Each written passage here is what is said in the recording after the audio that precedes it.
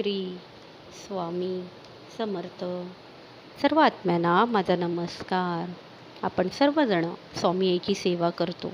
नियमितपणे प्रार्थना, पूजा, नैवेद्य ह्या सर्व गोष्टी आपण आपल्या रोजच्या आयुष्यात करत असतो. आपण सर्वांनी गुरुचरित्र वाचलं असेल, किमान स्वामीचरित्र तर नक्कीच वाचलं असेल. ह्यात आपण सर्वांनी वाचलं आहे किंवा स्वामी आईच्या कथा देखील ऐकल्या असतील.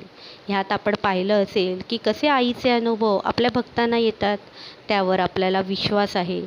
आपण ते अनुभव ऐकल्यावर, बघितल्यावर आपल्या मनाला देखील खूप बरं वाटतं, आनंद प्राप्त होतो व एक सकारात्मक ऊर्जा आपल्याला मिळते. मग मला सांगा, जर हे अनुभव आपण दुसऱ्याकडून ऐकल्याने इतकं सकारात्मक वाटतं, तर मग आपण आपल्यावर कोणती वाईट परिस्थिती आल्यावर डगमगून का जातो?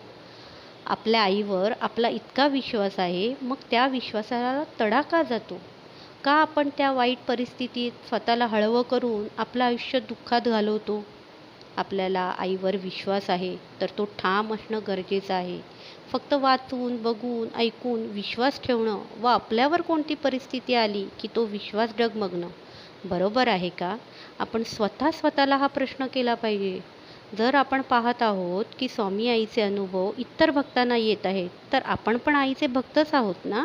मग ते अनुभव आपल्याला देखील येतील. नेमकी इथेच आपण हार मानतो. म्हणूनच आपल्याला अनुभव येण्यासाठी वेळ लागतो किंवा काही काळ वाट पाहावी लागते. मला इतकंच म्हणायचं आहे की सेवा, प्रार्थना, नामस्मरण आपण आईचं करतो ते अंतःकरणापासून करावं. जो विश्वास आहे तो घट्ट मुळापासून असावा.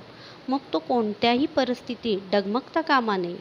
वाईट चांगलं आई आहे हे जेव्हा आपण आपल्या मनाला बिंबवतो, तेव्हा आई आहेच हा विश्वास असणं गरजेचं आहे.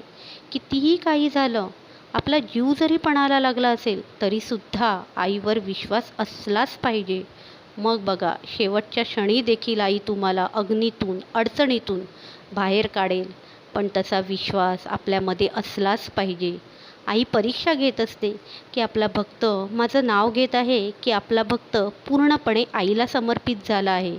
आईला एकदा का ह्याची खात्री पटली की मग बघा, कोणताही प्रसंग असून द्या, तुम्ही प्रत्येक आव्हानाला सामोरं जाऊ शकता. इतकी ताकद, इतकी योग्यता आई आपल्यामध्ये निर्माण करते. म्हणूनच आईवर विश्वास ठेवून, आईच्या सानिध्यात राहून आपल्या आयुष्याचं सोनं करून घेणं आपल्या हातात असतं. मग कोणत्या गोष्टीची किंवा कोणत्या अडचणींची किंवा कोणत्याही परिस्थितीची आपल्याला झळ लागणार नाही.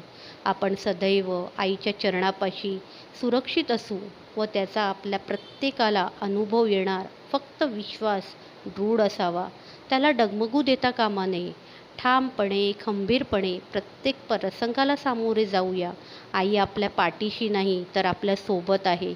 विश्वास ठेवा. श्री स्वामी समर्थ.